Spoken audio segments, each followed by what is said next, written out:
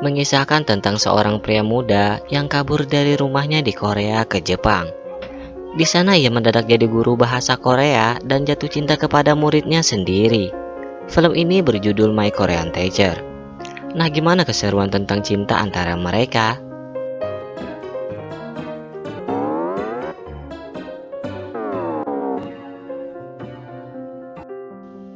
Film diawali dengan seorang pria bernama Lee Young-un.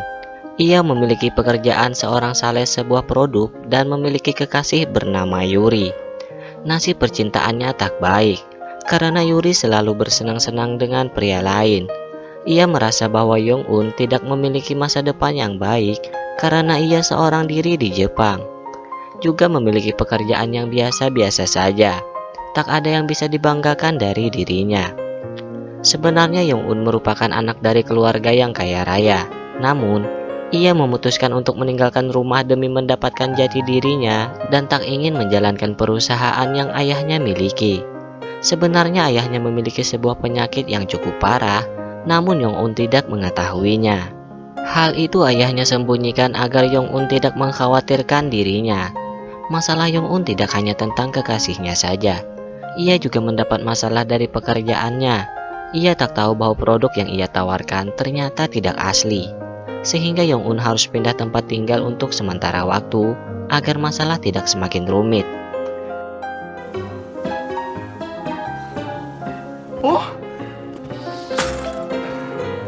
Di tempat baru itu, tak sengaja dua orang pasutri melihat Young-un yang seperti sedang dilanda kesedihan. Pria dari pasutri itu bernama Kawamoto. Ia mengajak Young-un minum-minum hingga tengah malam, dan keesokan harinya, Young-un tak tahu bahwa ia diajak Kawamoto ke tempat tinggalnya.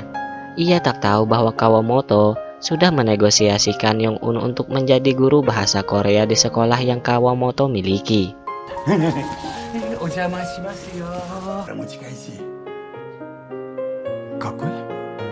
Kesepakatan itu terjadi saat Young-un sedang obok-obok malam sebelumnya. Mau tak mau, Young-un harus menjadi guru dadakan tanpa ada pengalaman. Dengan perasaan gugup dan gemetar, Young-un memulai kelas baru yang muridnya ternyata lebih tua dari dirinya. Ada seorang siswa yang menatapnya dengan tajam.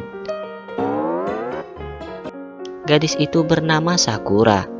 Sakura memiliki anak dari kekasihnya tanpa ada pernikahan. Anaknya bernama Kei.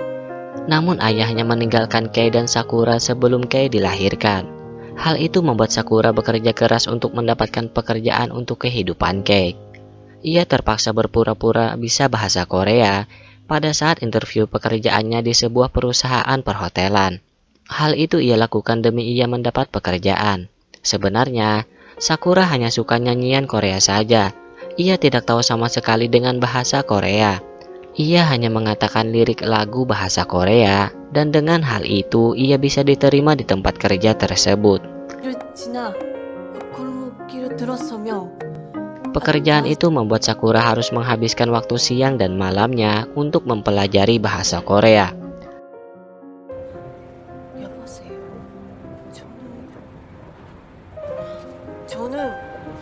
Suatu hari, seorang direktur sebuah perusahaan dari Korea ingin bekerja sama dengan perusahaan tempat Sakura bekerja. Maka Sakura harus bisa menghadapinya dengan bahasa Korea yang ia kuasai. Namun masalahnya, Sakura masih belum menguasai bahasa tersebut. Karena waktu pertemuan dengan direktur perusahaan di Korea akan datang minggu depan. Dengan terpaksa Sakura meminta bantuan dengan Young-un untuk mengajarinya, walaupun di hari libur.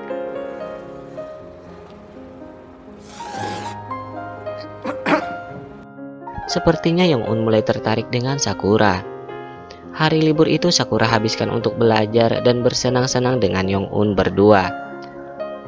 Tanpa mereka sadari, keadaan itu membuat mereka semakin dekat.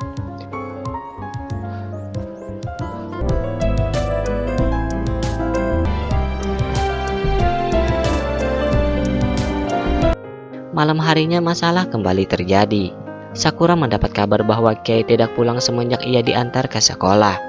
Young-un langsung membantu Sakura untuk mencarinya. Setelah beberapa waktu, untung saja Kei bisa Young-un temukan dalam keadaan selamat. Rupanya hari itu juga, Yong-un sudah dibuat jatuh cinta dengan Sakura yang sangat gigih dalam bekerja, juga menyayangi anaknya. Yong-un semakin semangat menjalani hari-harinya mulai saat itu. Bahkan ia juga mengantar dan menjemput Kei ke sekolah. Sakura benar-benar tertolong berkat Yong-un. Seakan-akan mereka sudah seperti pasutri yang bahagia. Bahkan Yong-un tidak ingin pulang untuk menemui orang tuanya, karena sekarang ia sangat ingin bersama dengan Sakura. Tapi masalahnya, hari pertemuan Sakura dengan direktur perusahaan dari Korea akan tiba. Bahasa Korea yang Sakura kuasai masih belum sempurna. Yong-un khawatir jika yang selama ini ia ajarkan kepada Sakura tidak dapat menolongnya. Malam itu, di tempat Yong-un sering menghabiskan malam, ia mendapat sebuah pertolongan.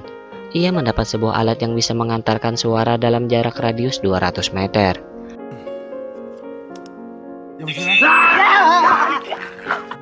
Dengan alat itu, Yong-un mampu menolong Sakura dalam pertemuannya.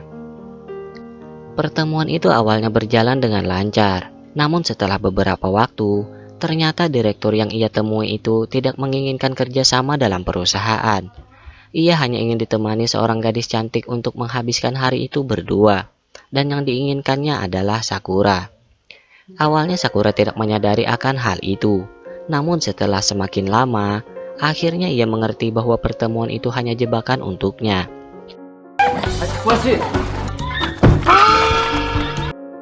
Yong-un yang mengetahui bahwa Sakura dalam masalah, ia langsung pergi menolong Sakura dari direktur itu.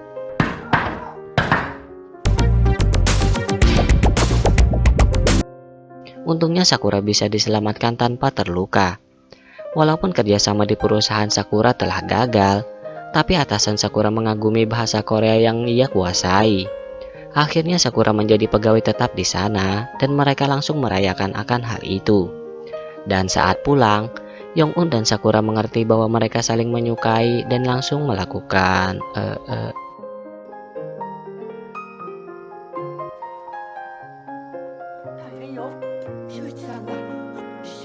ada yang ganggu nih. Ternyata di waktu yang sama, ayahnya Kei telah pulang dan ingin menemui Sakura.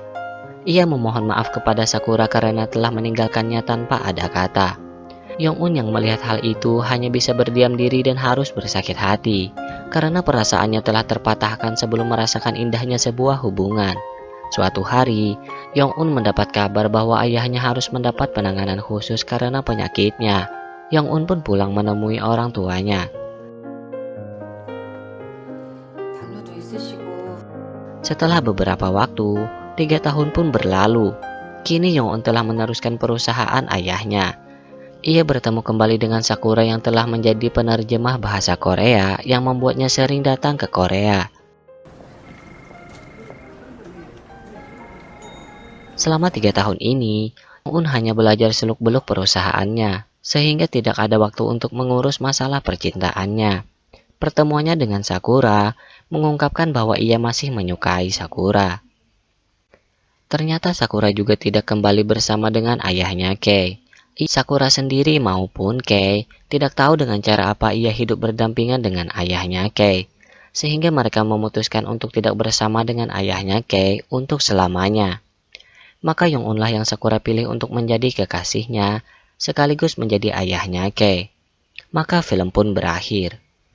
Pesan yang bisa kita ambil bahwa jodoh tak akan kemana. Jika sempat pergi, maka ia akan kembali.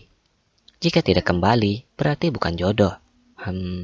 Semoga teman-teman terhibur dan sampai jumpa lagi.